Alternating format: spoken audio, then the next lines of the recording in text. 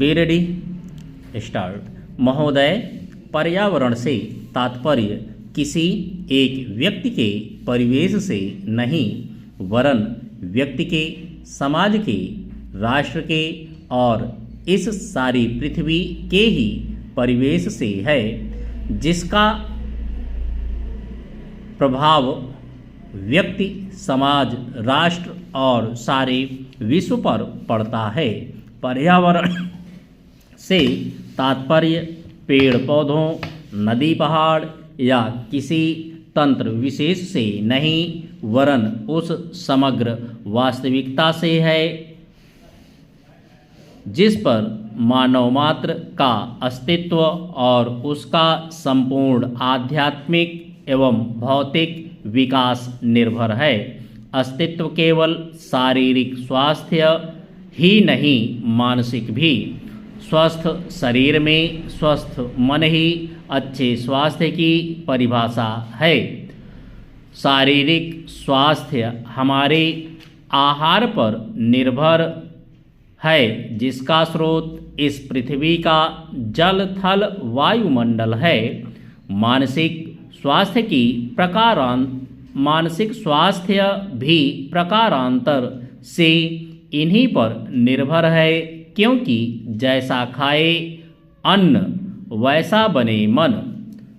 स्वस्थ जीवन पर सबसे अधिक प्रभाव हमारे चिंतन का, हमारी परंपराओं का और उन सब परिस्थितियों का पड़ता है जो हमारे ऊपर आरोपित हैं या की गई हैं या की जा रही हैं। इसलिए पर्यावरण या परिवेश में जल, थल, वायु ही नहीं बल्कि वे सारे घटक महत्वपूर्ण हैं जिनका कुछ भी प्रभाव हमारे जीवन पर, हमारी क्रियाशीलता पर पड़ता है, जैसे हमारे विचार, हमारे आचरण और हमारी परंपराएं एवं संस्कृति आदि।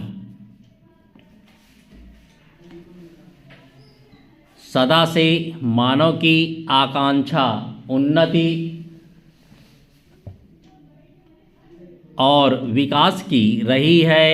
जगत का अर्थ ही है गतिमान और गति दोनों ओर संभव है।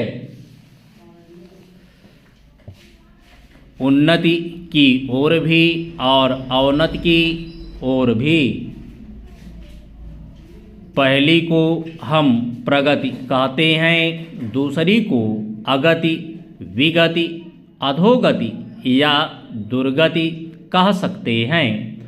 वास्तव में मनुष्य ऐसा जटिल प्राणी है जिसमें अनेक विरोधाभासी और असंगत प्रतीत होने वाली प्रवृत्तियां और प्रतिक्रियाएं होती हैं। वह कानून और व्यवस्था की मांग करता है, किंतु चलचित्र, दूरदर्शन आदि में स्वतः भड़की हिंसा या खेलों में युक्तिपूर्वक की गई हिंसा अथवा अनीति से मंत्रमुग्ध भी हो जाता है। मनुष्य अपनी ही जाति या वर्ग के व्यक्तियों के प्रति प्रायः बहुत अधिक प्रतिद्वंद्वी होता है, किंतु कोई बाहरी खतरा उपस्थित होने पर उसके प्रति हद से ज़्यादा सहयोगी बन जाता है। वह सड़कों पर या युद्धों में सामूहिक विनाश के प्रति उदासीन रहता है, किंतु किसी खान में फंसे हुए एक व्यक्ति या किसी कुएं में गिरे हुए एक बालक की रक्षा करने के लिए ढेरों साधन जुटा लेता है। कुछ विद्वान कहते हैं कि मनुष्य बंदर की संतान हो या ना हो, किंतु उसमें खालिस बंदर की द्वैध प्रकृति प्रायः ही होती है।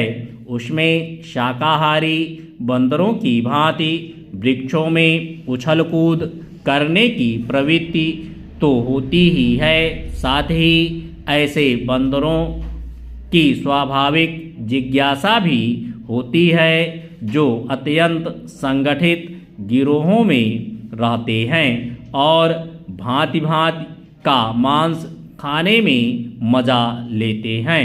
मनुष्य की ऐसी परस्पर विरोधी इच्छा आकांक्षाओं से निपटना असंभव होता है, फिर भी किसी प्रकार का संतुलित मध्यम मार्ग अपनाना अनिवार्य होता है। यही बुद्धिमानी का रास्ता है। विद्वानों ने मानव की मूलभूत आवश्यकताओं को 5 स्तरों में रखा है। महोदय, जो एक के बाद एक आते हैं। शारीरिक आवश्यकताएं यथा भोजन, कपड़ा, मकान और आराम जीवन की मौलिक आवश्यकताएं हैं। दूसरे स्तर पर आती हैं सुरक्षा और भविष्य के प्रति निश्चिंतता। इनके लिए मनुष्य भांति भांति की वस्तुओं का संग्रह करता है।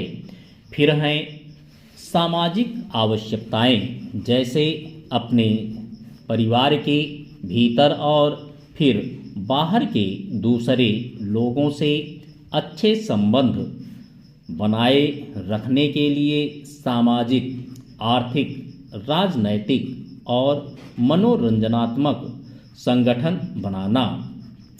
चौथे स्तर पर हैं अहम संबंधी आवश्यकताएं, जैसे आत्मसम्मान, आत्मविश्वास और आत्मतुष्टि आदि। आत्मपरितोष अर्थात उन्नति, विकास और ख्याति प्राप्ति की क्षमताओं को साकार करना व्यक्ति की अंतिम और उच्चतम अपेक्षाएं हैं। इन आवश्यकताओं की पूर्ति के लिए मनुष्य अपने आसपास उपलब्ध पर्यावरण का दोहन करता है। जल थल वायु ही नहीं, पेड़ पौधे, पशु पक्षी, जीव जंतुओं तक का उपयोग करता है। सभी शक्तियों का, यहाँ तक कि सबल व्यक्ति अपने से निर्बल व्यक्तियों तक का दोहन करता है, जो शोषण की सीमा तक पहुँच जाता है। इसके लिए भांति भांति की तकनीकें खोजी और अपनाई जाती हैं। प्रौद्योगिकी ने मनुष्य की भांति भांति की आवश्यकता की वस्तुएं अभूतपूर्व प्रचुरता से देकर संतुष्ट किया है और आवश्यकता की सीमा रेखा भी खिसकाई है।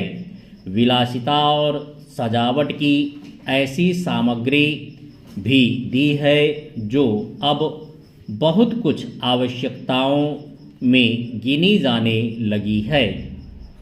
स्वचल वाहन, दूरदर्शन, धुलाई मशीन, सफाई मशीन, सिलाई मशीन, स्टोव चूल्हे, मिक्सी, फ्रिज आदि आदि अब बहुत से लोगों के लिए अनिवार्य आवश्यकता की कोटि में आ गई हैं।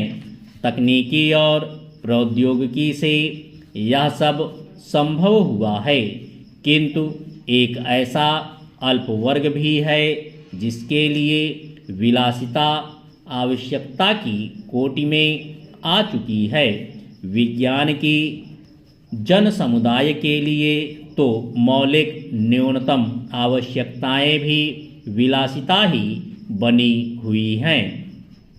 औद्योगिकरण के सहारे मनुष्य ने जितना भी विकास किया है उसे वह उन्नति कहकर संतोष करने लगता है और अपनी द्वैध प्रकृति के कारण यह ध्यान नहीं देता कि इस विकास से वर्ग भेद पनपा है।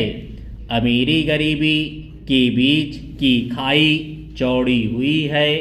जो व्यक्ति मानव मानव की समानता, समाजवाद या साम्यवाद के गीत गाता है, वही अपनी द्वैध प्रकृति के कारण अपने पर्यावरण, यहाँ तक कि मानव की भी शोषण के नए नए तरीके खोजता है। यह शोषण बलात्कार की सीमा तक पहुंच गया है। मनुष्य ने अपनी बुद्धि का प्रयोग किया